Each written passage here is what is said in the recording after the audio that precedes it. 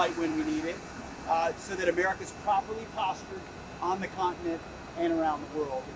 It's an earnest review that we look forward to undertaking, working with Congress, working with our allies, working with General Brinkowitz, the commander of the European Command, who's fantastic, and our policy shop, and we'll get to work on it right away. So thanks for coming along, and we look forward to getting back to Washington.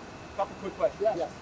Secretary Hegseth, it appears there's unprecedented cooperation from NATO leadership today, but what about the countries that have been lagging in the overfly and all the other issues? Do you think they felt the impact of today? I know they felt the impact. We were clear, publicly and privately. We're not going to allow freeloading anymore. Excuses don't count anymore. Our dues, our NATO dues, are contingent upon other countries stepping up. This is not a one-way street. And so this is not as if this is a new message from President Trump or from me. And that's why most countries are responding positively, both publicly and behind closed doors. It was great to hear country after country say, we're going to meet our target, we're going to meet our target. There are still a few outliers, and we will be clear with them. And as we do this review, we'll change how we look at the continent as a result. Any other questions? Regarding the international effort to demine the Strait of Hormuz, was that discussed today, and have they given any kind of an idea of the time frame of what they can bring in and the time frame for getting it back up to pre-conflict traffic levels? There are European countries prepared to step up, and we welcome that. Obviously, any mines that are there need to be identified and removed, and Iran should be fully compliant and cooperative in that sense. But it's an international waterway. And frankly, European countries and Asian countries use it a lot more than we do. We've got energy independence and resources in our hemisphere that are bountiful and will change, I think, the energy architecture for a generation. So the European countries ought to be at the front. There are a number that have stepped up, and we welcome that. And they'll do it in coordination with CENTCOM and Admiral Cooper to make sure that that waterway is open and commerce is moving as the President intended right away. Secretary Hegseth, the agreement with Iran calls for the withdrawal of U.S. forces from the areas around Iran. Can you explain to us what that really means in practical terms? And could you address your thoughts about the agreement and critics in Israel and elsewhere who say that it's giving too much to Iran? I would say one key difference you got to point out between this agreement and others is this was born of strength, of American action. JCPOA came from a bunch of begging and talking. This agreement came after months of bombing and a blockade that was impenetrable. Iran was put in a position where they had to come to the table and undertake this. And what President Trump has been clear about from the beginning, and the War Department is clear about, is Iran cannot have a nuclear weapon. Full stop, cannot have a nuclear weapon. Everybody knows it. And so our military actions and any negotiations will be centered on that. And the President has pointed out that we will be prepared to recommence.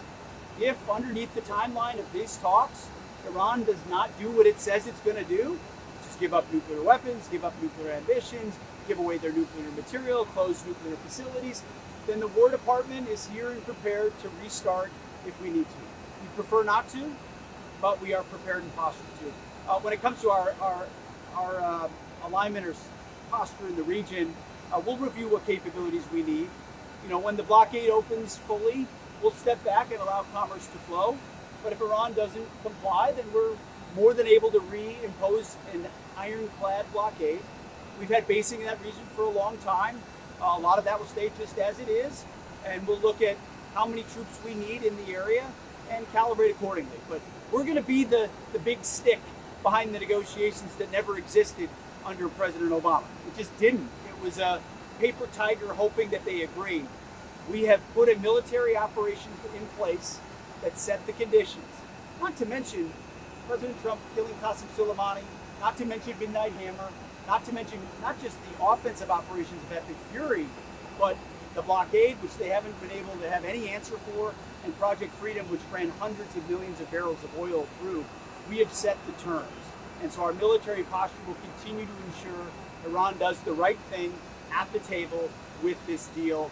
And the belief is that from this MOU going forward, they will have every opportunity to do just that, to ensure Iran never has a nuclear weapon.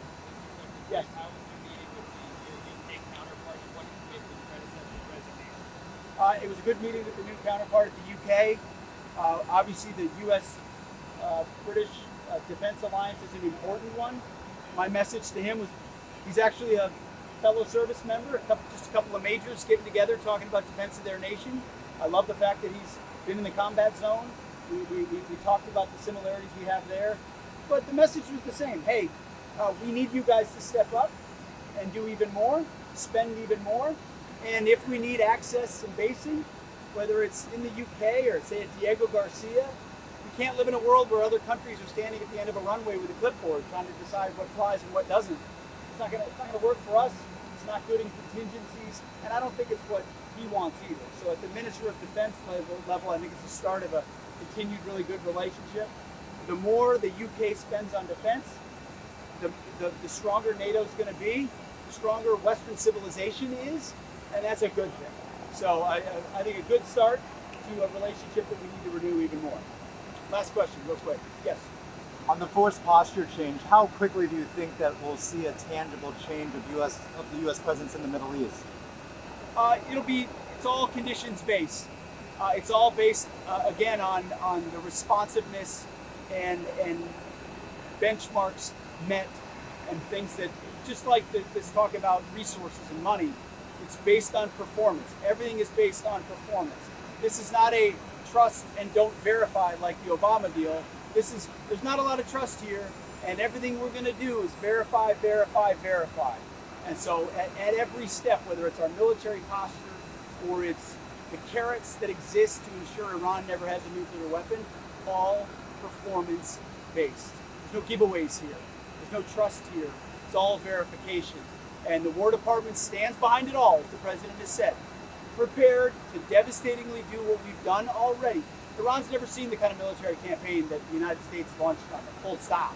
Regardless of what the American media wants to say, peddling Iranian state television, Iran's been devastated militarily by, on so many fronts, by these strikes, which brought them to this position, not to mention a blockade they can't do anything about because they don't have a conventional navy. And then we were willing to restrike a couple of nights, which again set them back even more in the Strait of Hormuz, showing that we will restart if we have to. So our posture is one of strength. Iran's going to have every opportunity to cut the kind of deal they should at the table. And if they don't, the War Department will be right here, ready to go. Thank you all for coming. Appreciate it. See you on the plane.